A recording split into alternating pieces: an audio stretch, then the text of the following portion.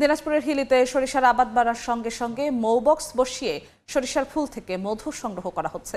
এতে পরাগায়ন বাড়ায়, সরিষার ফলন ভালো হওয়ায় খুশি কৃষকরা। মধু উৎপাদন লাভজনক হওয়ায় আগামীতে আরও বড় পরিসরে মধু চাষ সম্প্রসারণের পরিকল্পনার কথা জানিয়েছেন মৌচাষী ও স্থানীয় কৃষি বিভাগ। হিলি থেকে শফিকুল ইসলাম শফিকের পাঠানো রিপোর্ট।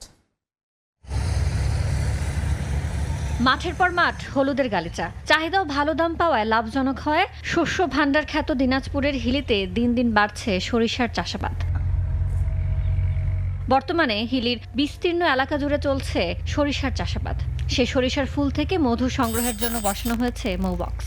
গত বছর 100 মৌবক্স বসানোর মধ্য দিয়ে সরিষার ফুল থেকে মধু সংগ্রহ করা হয়। লাভজনক হয় এবারও সাতক্ষীরা থেকে হিলির ডাঙ্গাপাড়া ও ইসমাইলপুরের প্রায় 200 বক্স বসিয়েছেন মৌচাষী। আবহাওয়া ভালো থাকায় প্রতিটি মৌবক্স থেকে সপ্তাহে 2.5 থেকে 3 কেজি মধু সংগ্রহ করছেন।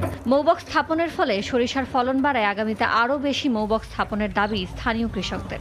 আবহাওয়া ভালো যাচ্ছে, ভালো যাওয়ার ফলে আরো ফলাফল ভালো হবে আশা করি। মৌবক্স লাগানোর জন্য আমাদের সরিষার ফলন বৃদ্ধি হয়। মধু এখন ফুলের উপর নির্ভর। আমরা 1 সপ্তাহ পর পর মধু সংগ্রহ করি। 450 টাকা কেজি দরে এখানে মধু বিক্রি হচ্ছে, খুবই ভালো মানে। প্রকৃতভাবে ফ্রেশ মধু পাচ্ছি, এই হিসাবে আমি কিছু মধু সংগ্রহ নিলাম। বোনাস ফসল হিসেবে সরিষার আবাদ যেমন বাড়ছে, তেমনি সরিষার ফুল থেকে মধু উৎপাদন বাড়ছে। কৃষি বিভাগ থেকে আমাদের যারা মৌ খামারি এসেছে আমাদের হাকিমপুর উপজেলায়, তারা প্রত্যেক মৌসুমে আসে। আমরা আশা করছি বিগত বছরের তুলনায় এই বছরে মধুর উৎপাদনটা অনেক বেশি হবে। গত বছর 2730 হেক্টর জমিতে সরিষার আবাদ হলেও এবছর 3900 হেক্টর জমিতে সরিষার আবাদ হয়েছে।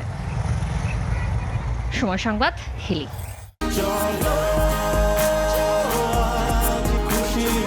40 বছর ধরে অসংখ্য খুশির মিছিলে ছিল আইডিএলসি, থাকবে আগামীতেও।